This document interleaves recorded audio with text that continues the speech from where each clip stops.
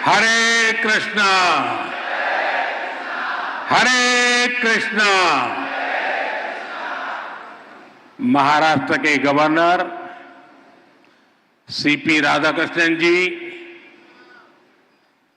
यहां के लोकप्रिय मुख्यमंत्री श्री देवाभाऊ, उप मुख्यमंत्री एकनाथ शिंदे जी,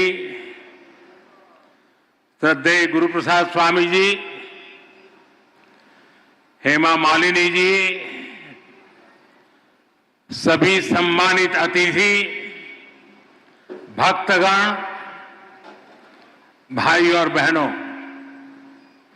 आज ज्ञान और भक्ति की इस महान धरती पर इस्कॉन के प्रयासों से श्री श्री राधा मदन मोहन जी मंदिर का उद्घाटन हो रहा है।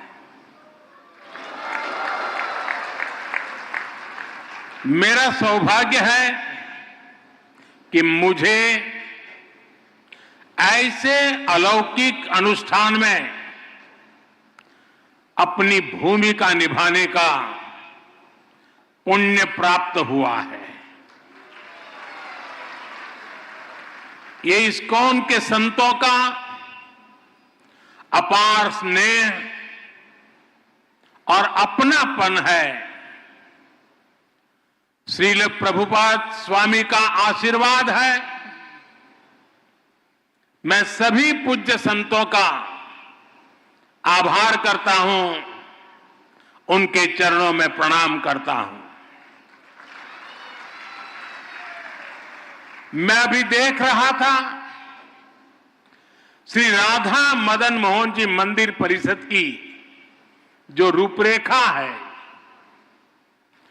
इस मंदिर के पीछे जो विचार है, इसका जो स्वरूप है, उसमें अध्यात्म और ज्ञान की संपूर्ण परंपरा के दर्शन होते हैं। मंदिर में ईश्वर के विविध स्वरूपों के दर्शन होते हैं, जो एको अहम बहुश्याम, ये हमारे विचार को भी अभिव्यक्त करते हैं। नई पीढ़ी की रुचि और आकर्षण के अनुरूप यहां रामायण, महाभारत, उसको समेटे हुए उस पर आधारित म्यूजियम भी बनाया जा रहा है। यहां वृंदावन के 12 जंगलों पर आधारित एक उद्यान भी विकसित किया गया है। मुझे विश्वास है ये मंदिर परिसर आस्था के साथ साथ भारत की चेतना को भी समृद्ध करने का एक पुण्य केंद्र बनेगा। मैं इस पुनीत कार्य के लिए इस्कॉन के सभी संतों और सदस्यों को और महाराष्ट्र के लोगों को बहुत बहुत बधाई देता हूं। साथियों, आज इस मौके पर मुझे परम श्रद्धेय गोपाल कृष्ण गोस्वामी महाराज का भावुक स्मरण भी हो रहा है। इस प्रोजेक्ट में उनका विजन जुड़ा हुआ है। भगवान श्री कृष्ण के प्रति उनकी अगाध भक्ति का आशीर्वाद जुड़ा हुआ है। आज वो भौतिक शरीर से भले ही यहां न हो, लेकिन उनकी आध्यात्मिक उपस्थिति हम सब महसूस कर रहे हैं। मेरे जीवन में तो उनके स्नेह का, उनकी स्मृतियां का एक अलग ही स्थान है। उन्होंने जब विश्व की सबसे बड़ी गीता का लोकार्पण करवाया तो उसके लिए मुझे आमंत्रित किया और मुझे भी वो पुण्य प्रसाद मिला। श्रील प्रभुपाद जी की 125वीं जन्म जयंती के अवसर पर भी मुझे उनका सानिध्य प्राप्त हुआ था। मुझे संतोष है कि आज मैं उनके एक और सपने को पूरा होते देख रहा हूं, उसका साक्षी बन रहा हूं। साथियों, दुनिया भर में फैले इस्कॉन के अनुयायी भगवान श्री कृष्ण की भक्ति के डोर से बंधे हैं। उन सबको एक दूसरे से कनेक्ट रखने वाला एक और सूत्र है जो 24 घंटे हर भक्त को दिशा दिखाता रहता है। ये श्रील प्रभुपाद स्वामी के विचारों का सूत्र। उन्होंने उस समय वेद, वेदांत और गीता के महत्व को आगे बढ़ाया जब देश गुलामी की बेड़ियों में जकड़ा था। उन्होंने भक्ति वेदांत को जन सामान्य की चेतना से जोड़ने का अनुष्ठान किया। 70 वर्ष की आयु में जब लोग अपने कर्तव्यों को पूरा मान चुके होते हैं, उस समय उन्होंने इस्कॉन जैसा मिशन शुरू किया। इसके बाद उन्होंने लगातार दुनिया भर का भ्रमण किया, श्री कृष्ण के संदेश को दुनिया के कोने कोने में ले गए। आज दुनिया के हर कोने में करोड़ों लोगों को उनकी तपस्या का प्रसाद मिल रहा है। श्रील प्रभुपाद स्वामी की सक्रियता, उनके प्रयास आज भी हमें प्रेरित करते हैं। साथियों, हमारा भारत एक असाधारण और अद्भुत भूमि है। भारत केवल भौगोलिक सीमाओं में बंधा भूमि का एक टुकड़ा मात्र नहीं है। भारत एक जीवंत धरती है, एक जीवन संस्कृति है, जीवन परंपरा है और इस संस्कृति की चेतना है यहां का अध्यात्म। इसलिए यदि भारत को समझना है तो हमें पहले आध्यात्म को आत्मसात करना होता है। जो लोग दुनिया को केवल भौतिक दृष्टि से देखते हैं, उन्हें भारत भी अलग अलग भाषा और प्रांतों का समूह नजर आता है। लेकिन जब आप इस सांस्कृतिक चेतना से अपनी आत्मा को जोड़ते हैं, तब आपको भारत के विराट रूप के दर्शन होते हैं। तब आप देख पाते हैं सुदूर पूरब में बंगाल की धरती पर चैतन्य महाप्रभु जैसे संत अवतरित होते हैं। पश्चिम में महाराष्ट्र में संत नामदेव, तुकाराम और ज्ञानदेव जैसे संतों का अवतरण होता है। चैतन्य महाप्रभु ने महावाक्य मंत्र जन जन तक पहुंचाया। महाराष्ट्र के संतों ने राम कृष्ण हरि के मंत्र से आध्यात्मिक अमृत बांटा। संत ज्ञानेश्वर ने ज्ञानेश्वरी गीता के जरिए भगवान कृष्ण के गुण ज्ञान को जनसुलभ बनाया। इसी तरह श्रील प्रभुपाद जी ने इस्कॉन के माध्यम से गीता को लोकप्रिय बनाया। गीता की टीकाएं प्रकाशित कर उसकी भावना से लोगों को जोड़ा। अलग अलग स्थानों पर जन्मे ये सभी संत अपने अपने तरीके से कृष्ण भक्ति की धारा को गति देते रहे हैं। इन संतों के जन्म काल में वर्षों का अंतर है। अलग अलग भाषा, अलग अलग पद्धति है, लेकिन बोध एक है, विचार एक है, चेतना एक है।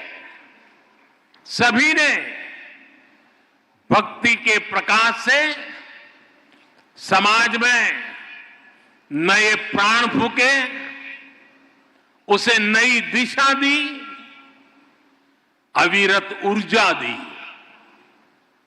साथियों, आप सभी परिचित हैं, हमारी आध्यात्मिक संस्कृति की नींव का प्रमुख आधार सेवा भाव है।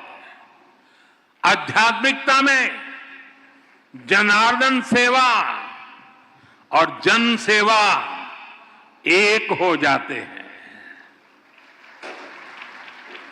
हमारी आध्यात्मिक संस्कृति साधकों को समाज से जोड़ती है, उनमें करुणा की भावना पैदा करती है। ये भक्ति भाव उन्हें सेवा भाव की ओर ले जाता है।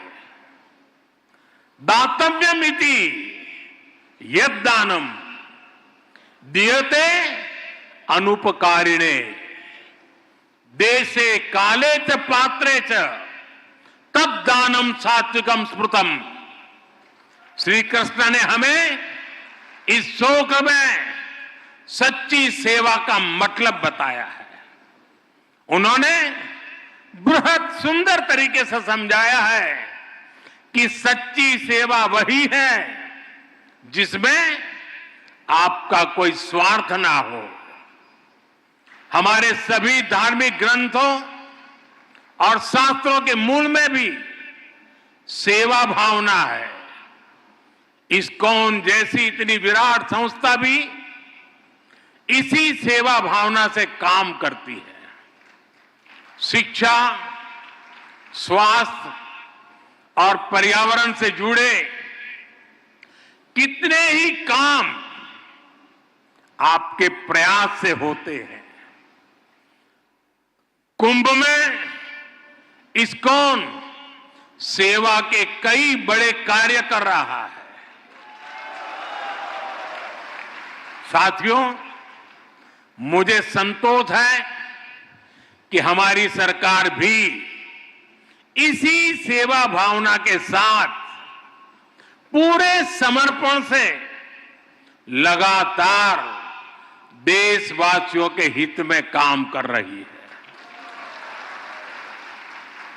हर घर में शौचालय बनवाना, हर गरीब महिला को उज्ज्वला का गैस कनेक्शन देना, हर घर तक नल से जल की सुविधा पहुंचाना, हर गरीब को 5 लाख रुपए तक मुफ्त इलाज की सुविधा देना, 70 वर्ष की आयु से ऊपर के हर बुजुर्ग को इस सुविधा के दायरे में लाना, हर बेघर को पक्के घर देना, ये इसी सेवा भावना के साथ, इसी समर्पण भाव के साथ किए गए कार्य हैं जो मेरे लिए हमारी महान सांस्कृतिक परंपरा का प्रसाद है।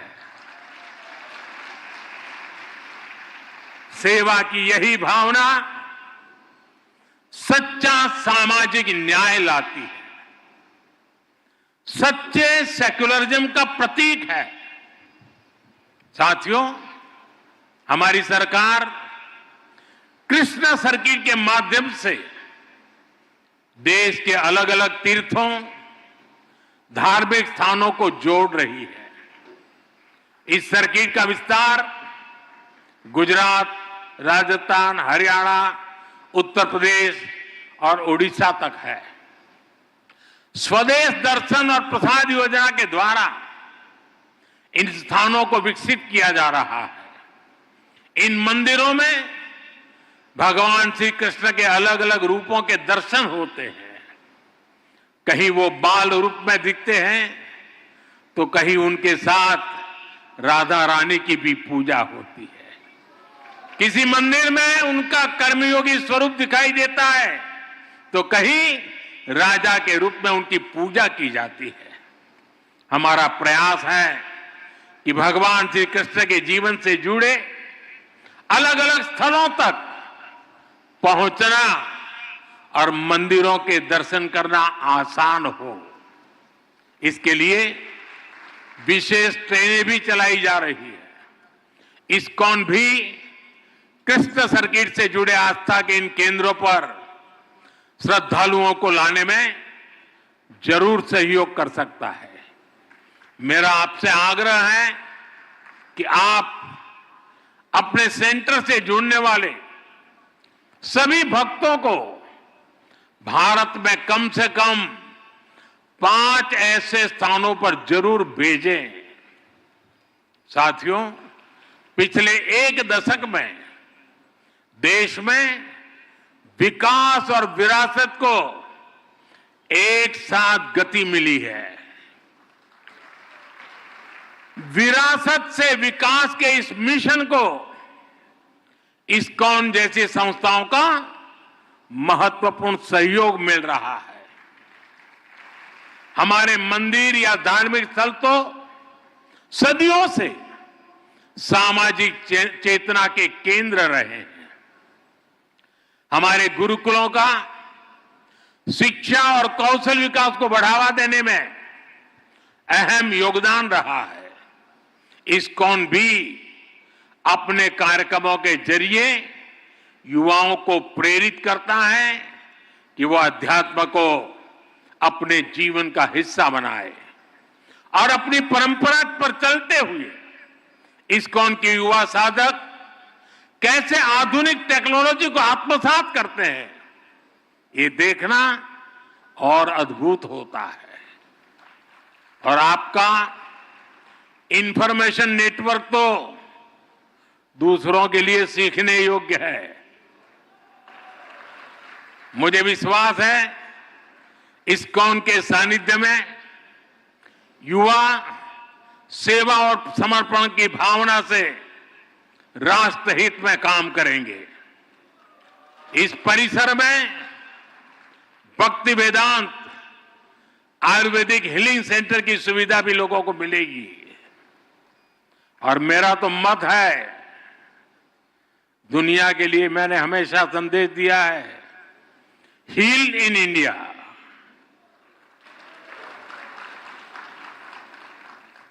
शुश्रूषा के लिए और सर्वांगीण रूप से स्वस्थ होने के लिए, वेलबींग के लिए हील इन इंडिया। यहां भक्ति वेदांत कॉलेज फॉर वैदिक एजुकेशन की स्थापना भी की गई है। इनका लाभ हर समाज को होगा, पूरे देश को होगा। साथियों, हम सब देख रहे हैं कि वर्तमान समाज जितना आधुनिक हो रहा है उतनी ही उसे संवेदनशीलता की भी जरूरत है। हमें संवेदनशील इंसानों का समाज तैयार करना है, एक ऐसा समाज जो मानवीय गुणों के साथ आगे बढ़े, एक ऐसा समाज जहां अपनेपन की भावना का विस्तार हो। इस्कॉन जैसी संस्था अपने भक्ति वेदांत के माध्यम से दुनिया की संवेदनशीलता को नया प्राण दे सकती है। आपकी संस्था अपनी क्षमताओं का उपयोग कर पूरी दुनिया में मानवीय मूल्यों का विस्तार कर सकती है। मुझे विश्वास है कि प्रभुपाद स्वामी के आदर्शों को जीवंत बनाए रखने के लिए इस्कॉन के महानुभाव इसी तरह हमेशा तत्पर रहेंगे। मैं एक बार फिर राधा मदन मोहन मंदिर जी के लिए पूरे इस्कॉन परिवार को, सभी देशवासियों को बहुत बहुत बधाई देता हूं। आप सबका बहुत बहुत धन्यवाद। हरे कृष्णा, हरे कृष्णा, हरे कृष्णा।